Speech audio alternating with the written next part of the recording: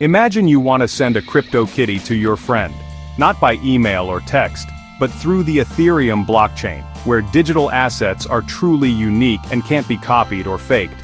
Unlike a regular picture or file, this digital asset lives on a global network of computers that all work together to process, verify, and record your transaction securely.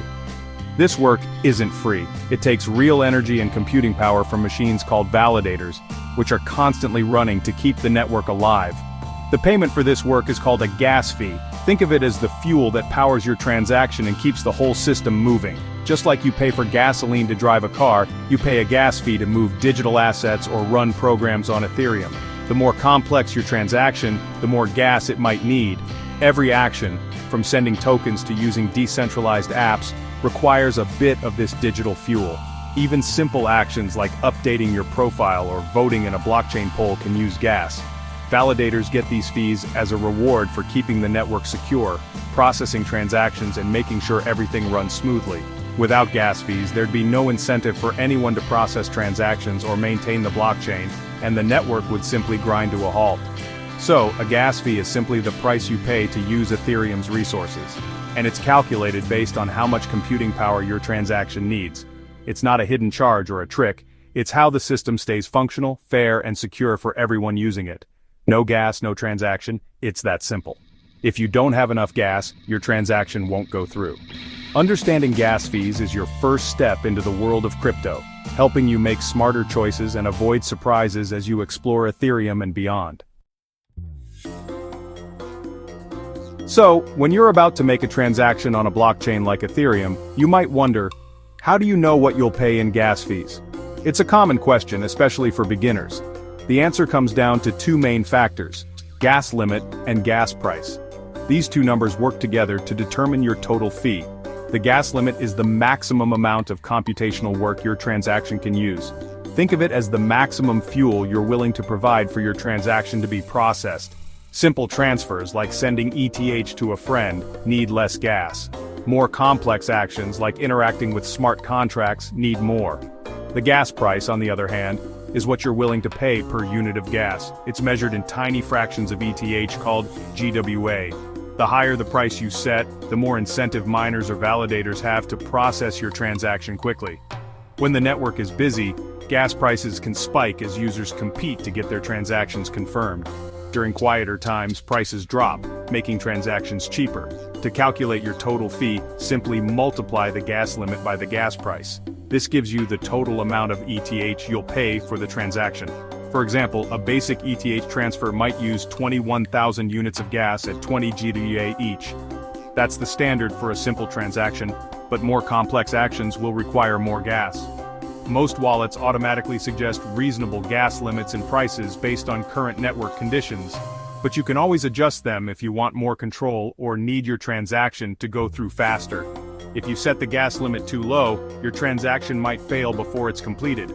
Unfortunately, you'll still pay for the work that was attempted, even if it doesn't finish. If you set the gas limit too high, don't worry, the unused portion is refunded back to your wallet, so you're not overcharged. The gas price also affects how quickly your transaction is picked up by the network. Higher prices mean faster processing, while lower prices might mean waiting longer.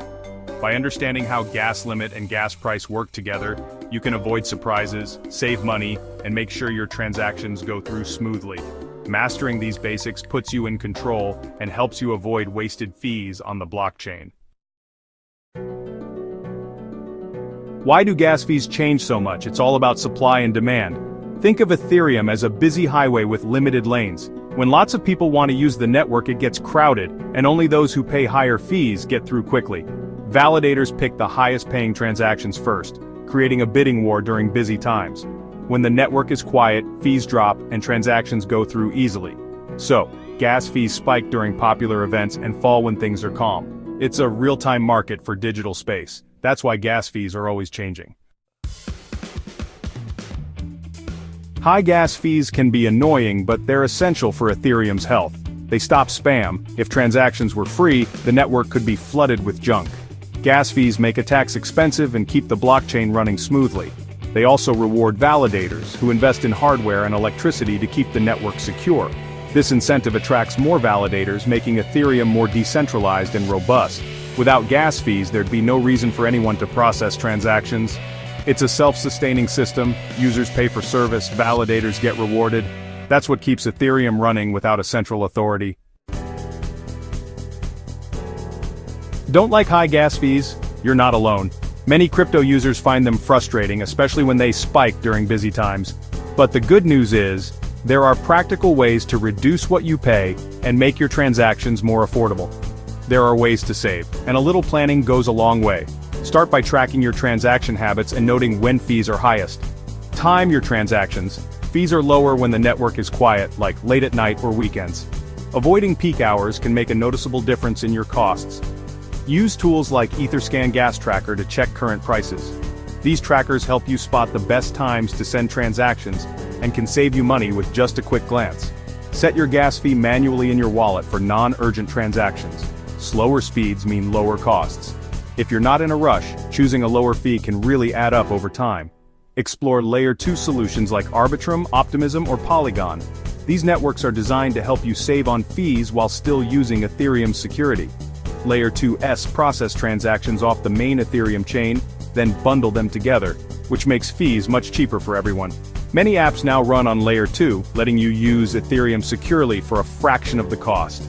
You don't have to sacrifice security or convenience. The crypto world is working hard to make fees even lower. Developers are constantly innovating, and new solutions are being launched all the time. Be smart about when and how you transact, and you'll save money.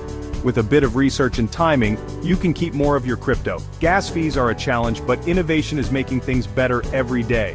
Stay informed, try new tools, and you'll find it easier to manage costs as the ecosystem evolves.